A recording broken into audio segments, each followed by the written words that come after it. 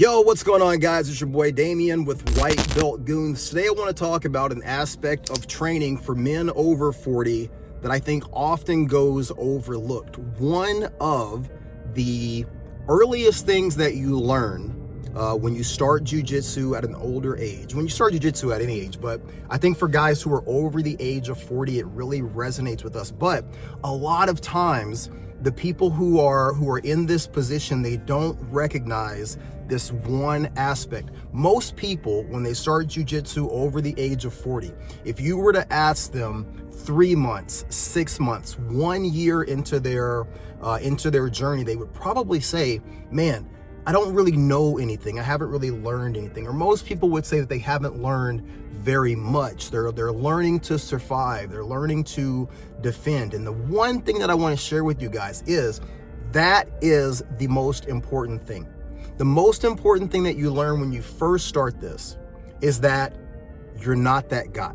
Let me say this again. The most important thing that you learn from jiu-jitsu when you first start over the age of 40 is that you're not that guy.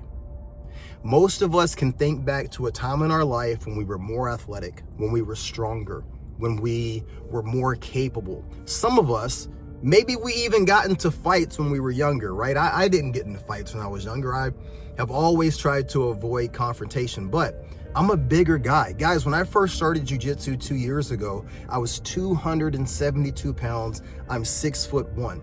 I work in a security industry. I carry a firearm for a living. It is very rarely someone ever has tried to test me on the street.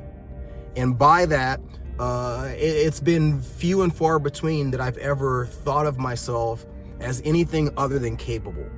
But when you start jiu-jitsu, when you start rolling, when you start training, it's pretty quick that you realize, like, man, I can get handled objectively by a 15-year-old kid. I can get handled objectively by a trained female. You start to understand that leverage and technique, it doesn't completely offset someone's size or their strength, but you start to learn that people who you would have never thought would be able to handle you can handle you. And what I want to share with you guys is that that is the important message for us to learn and for us to understand, because now my approach working in the security industry, I'm here in Portland. I work in probably one of the hardest hit neighborhoods in Portland.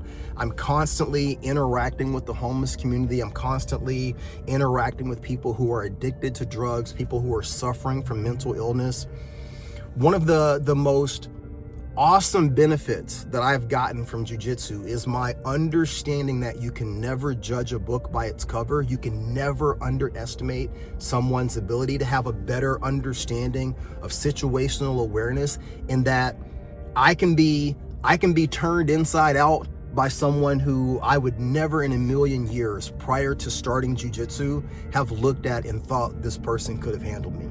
My ability to now de-escalate a situation, my ability to observe someone in that situation, that circumstance, and disengage before getting into a fight, that is a huge component of learning and understanding and self-realization that you get from jiu-jitsu. I know that when I came into this sport, and I'm assuming that if you're here and you're watching this video, maybe you're somewhat in the same situation, but when I came into this sport, I had this feeling that I was going to learn how to defend myself. I was going to learn how to apply these skills and these moves and be better able to handle myself in a physical situation.